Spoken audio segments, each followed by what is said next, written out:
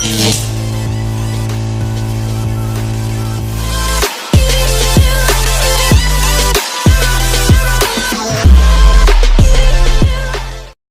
saja kita masuk pada materi kali ini tentang dosa besar. Yang pertama, liwat. Kata liwat bukan kata asli bahasa Arab. Kata liwat berasal dari kata lut yang termasuk kata akjam atau asing non-Arab.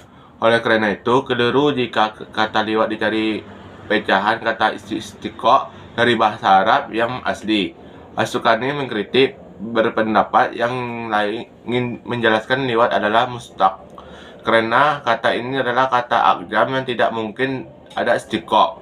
Dari kata lut ini kemudian dipecah menjadi kata lain seperti liwat, liwat talawut, dan lutiyah yang semuanya bermakna melakukan sesuatu. Seperti perbuatan kaum Nabi Lut alaihissalam, persetubuhan antara laki-laki dengan laki-laki. Istilah yang paling mendekati dengan pengertian liwat dalam bahasa Inggris yaitu homoseksual atau sodomi. Dalam bahasa Indonesia, liwat bisa diterjemahkan homoseksual atau gay, karena yang pertama kali melakukan perbuatan liwat ini adalah umatnya Nabi Lut alaihissalam. Allah SWT berfirman dalam surah Al-A'raf ayat 81 yang artinya, sesungguhnya kamu mendatangi lelaki untuk melepaskan nafsumu kepada mereka, bukanlah kepada wanita.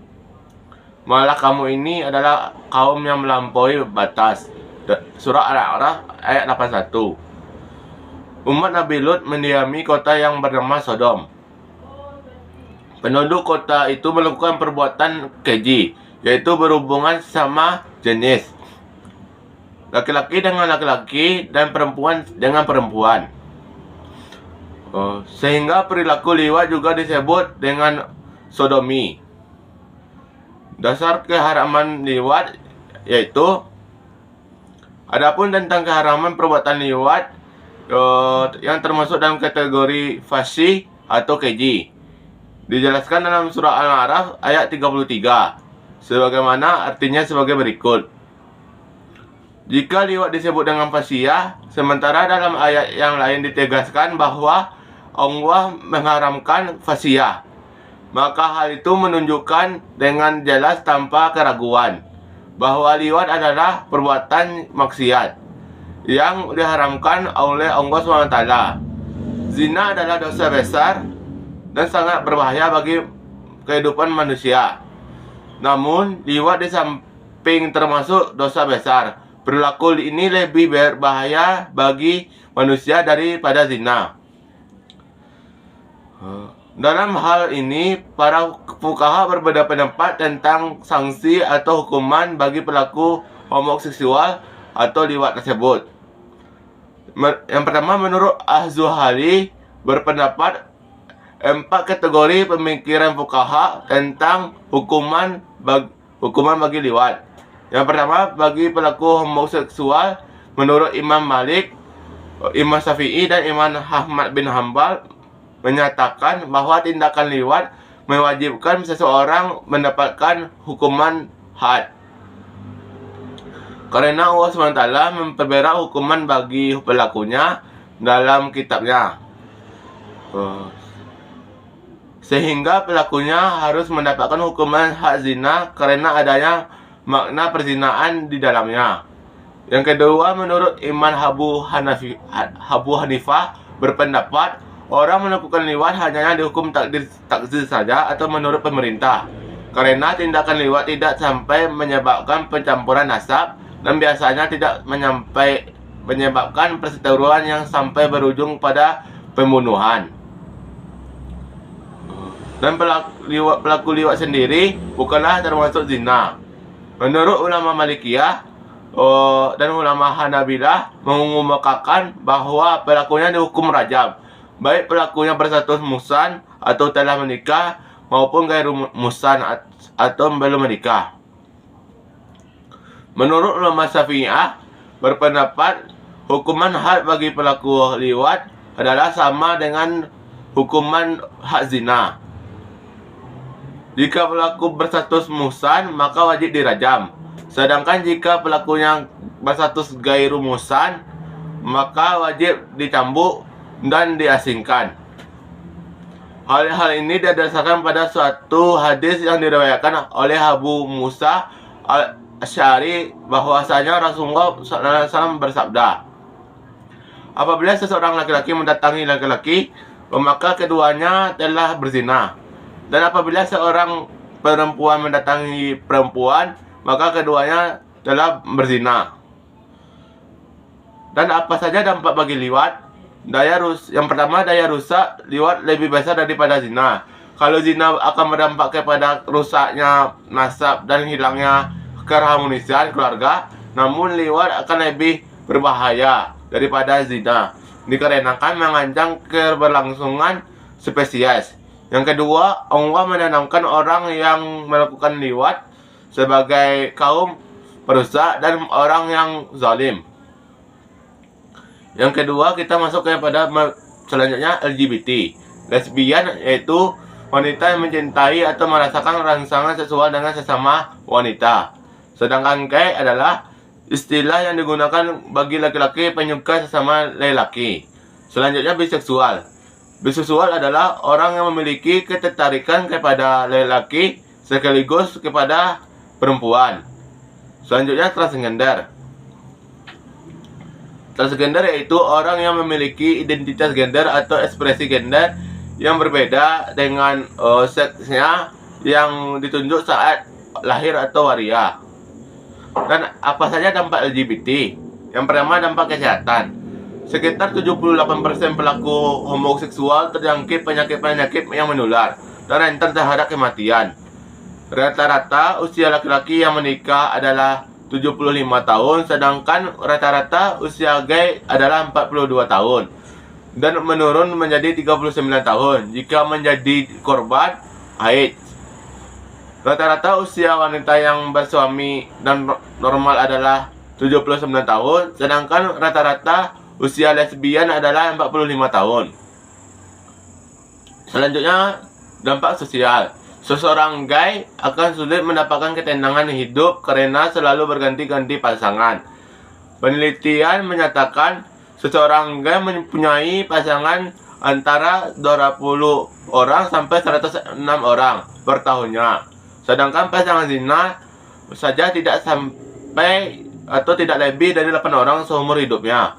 Sebanyak 43% orang gay yang didata dan diteliti menyatakan bahwa seumur hidupnya melakukan homoseksual dengan 50% orang. 28% melakukan dengan lebih dari 1.000 orang dan 79% melakukan dengan pasangan yang tidak dikenali sama sekali, dan 70% hanya merupakan pasangan kencan satu malam atau beberapa menit saja. Berdasarkan penelitian data melegalkan pasangan LGBT dalam ikatan pernikahan pada hakikatnya, yaitu tindakan yang sia-sia. Selanjutnya, dampak pendidikan. Dampak pendidikannya membuktikan bahwa pasangan homo menghadapi permasalahan putus sekolah 5 kali lebih besar daripada siswa normal, dikarenakan mereka merasakan ketidakamanan dan 28% mereka dipaksa meninggalkan sekolah. Dan selanjutnya, dampak keamanan. Kaum homoseksual menyebabkan 33% pelecehan seksual pada anak-anak di negara Amerika Serikat. Padahal populasi mereka hanyalah 2% dari keseluruhan penduduk di negara Amerika Serikat. Sementara itu di Indonesia, melalui bantuan riset dalam kurun waktu 2014 hingga 2016 telah terjadi 25 kasus pembunuhan sadis dengan latar belakang kehidupan pelaku dan atau korban dari kalangan pelaku homoseksual. Dan apa saja hukuman LGBT? Seluruh ulama sepakat atas keharaman LGBT. Bagaimana cara pencegahan LGBT? Untuk mencegah kejahatan yang sangat membahayakan, Islam beberapa ketentuan antara lain. Yang pertama, merendahkan pandangan atau menundukkan pandangan. Yang kedua, berpakaian yang menutup aurat. Yang ketiga, memperbanyak puasa sunnah. Yang keempat, memisahkan tempat tidur anak ketika sudah berumur 10 tahun. Yang kelima, menghindari perilaku wanita menyerupai pria dan sebaliknya. Sikap tomboy, wanita dan lemah dan gemulai seseorang pria dilarang dalam Islam. Selanjutnya, memilih teman pergaulan dan menghindari pergaulan bebas. Yang ketujuh, mewujudkan keluarga harmonis yang penuh ketenangan dan diliputi kasih sayang. Yang kedelapan, rajin dalam beribadah, terutama sholat dan membaca Al-Quran. Selanjutnya kita masuk kepada materi tentang khamar. Secara bahasa, khamar mempunyai yang artinya menutup akal. Sedangkan menurut istilah, khamar adalah segala jenis minuman atau selainnya yang memabukkan dan menghilangkan fungsi akal. Dan apa saja hukuman minum khamar? Sudah menjadi ijma ulama bahwa hukuman minuman keras atau khamar haram. Yang mengonsumsi khamar merupakan dosa-dosa besar. Di antara dalil-dalil yang menegaskan keharaman minuman khamar yaitu dari sabda Rasulullah SAW, dari Abdullah bin Umar, Rasulullah bersabda, barang siapa yang meminum khamar di dunia dan ia tidak bertobat, maka Allah mengharamkannya di akhirat. Hadis riwayat Muslim. Dan selanjutnya, had meminum khamar. Sebagaimana ulama telah sepakat akan haramnya minuman khamar, maka juga sepakat bahwa orang yang minumnya wajib dikenai hukuman had, baik yang mengonsumsi sedikit ataupun banyak. Para ulama berbeda pendapat mengenai jumlah pukulan bagi peminum khamar. Menurut jumhur ulama atau mayoritas seluruh ulama, diantaranya Imam Abu Hanifah, Imam Malik dan Imam Ahmad bin Hanbal berpendapat bahwa jumlah pukulan dalam hak minum khamar 80. Karena alasannya adalah bahwa para sahabat di zaman Umar bin Khattab pernah bermusyawarah untuk menetapkan seiringan ringannya hukuman minuman khamar.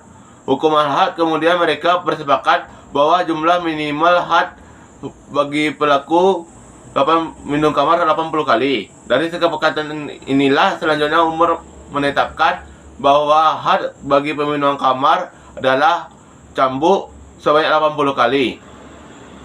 Selanjutnya, menurut Imam Syafi'i, Abu Daud dan ulama Zahiriyah berpendapat bahwa jumlah had meminum khamar adalah 40 kali cambuk. Tetapi imam atau boleh menambahkannya sampai 80 kali.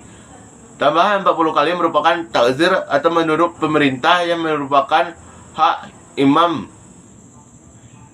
Selanjutnya, apa saja imam diharamkan minuman khamar? Yang pertama, masyarakat terhindar dari kejahatan seseorang yang diakibatkan pengaruh minuman khamar. Peminum khamar yang sudah mencapai level pecandu tidak akan mampu menghindar dari tindak kejahatan atau kemaksiatan, karena khamar merupakan induk segala macam bentuk. Maka ketika khamar diharamkan dan kebiasaan minumnya bisa dihilangkan, secara otomatis berbagai tindak kejahatan akan sirna atau paling minimal menurunnya drastis. Yang kedua, menjaga kesehatan jasmani dan rohani dari berbagai penyakit yang disebabkan oleh pengaruh meminum khamar, seperti busung lapar, hilangnya ingatan, atau berbagai penyakit berbahaya dan lainnya.